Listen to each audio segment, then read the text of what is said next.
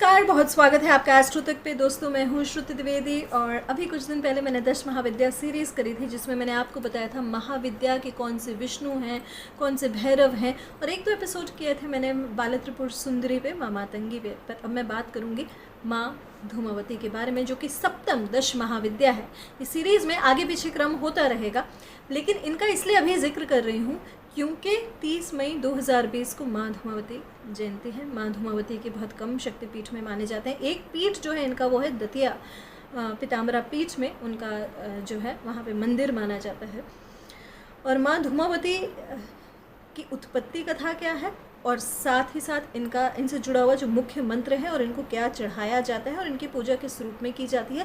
क्योंकि कई लोग मानते हैं कि माँ धूमावती की पूजा करने से अनिष्ट हो जाता है। कोई इन्हें ज्येष्ठा लक्ष्मी बोलते हैं, अलक्ष्मी के रूप में मानते। कहा जाता है कि लक्ष्मी के पीछे जो आती हैं वो माँ धूमावती होती हैं, लेकिन यही अलक्ष्मी कारक हैं। कहीं ना कहीं धन प्राप्ति के लिए कई जगहों पर इनका अनुष्ठान भी होता है, बट सिद्ध और सही व्यक्ति से ये सब काम होते हैं। ये बहुत जो है इसको आप बोले धूमावती पूजा को आप बहुत इस वे में कहा जाए जैसे कि बिजनेस वे में नहीं करते हैं। धूमावती पूजा केवल साधना का एक ऐसा मार्ग है जो कि आपको सशक्त करता है, बहुत पावरफुल होता है, बहुत उग्र साधनाएं होती हैं। कहा जाता है कि महाभारत समय में, रामायण के समय में भी अगर आप डीप स्टडी करें तो इनकी साधनाओं का वर्णन है, 10 महाविद्याओं की साधनाओं का वर्णन है। अब बात करते हैं महाविद्या धूमावती की उत्पत्ति कैसे हुई, कथा क्या है इनकी। 2 कथाएँ हैं, 2 मान्यताएँ हैं। जब सती ने दक्ष के पूजा के बाद अपना शरीर त्यागा था, क्रोधाग्नि से जो धुआं उठा था, जब उन्होंने अपने आप को जला लिया था, तो विश्व में धूमा के नाम पे, धुएं के रूप में जब सती उठी थी तो वो धूमावती हुई थी, पहली कथा। दूसरी कथा, एक बार माँ पार्वती भूख से बहुत पीड़ित थी और पूरे पर्वत पर, कैलाश पर्वत पर घूमती रहीं और महादेव से बोलती रहीं अन्न का कुछ जुगाड़ करें। उन्हें बहुत तेज़ लग रही थी, उग्र भूख लग रही थी, बहुत तीव्र भूख लग रही थी।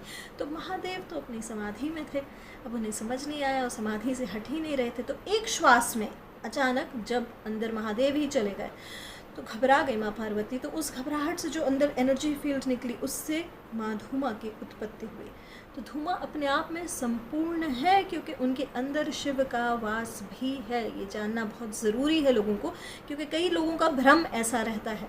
ये बात रही माँ धूमावती की उत्पत्ति की। अब इनकी पूजा किसको करनी चाहिए और किसको नहीं करनी चाहिए, जब तक गुरु आदेश ना हो तब तक ना करें, पहली बात। दूसरी बात ये कि जब गुरु आदेश नहीं है तो श्रुति जी आप बता क्यों रही हैं, चलिए जानते हैं।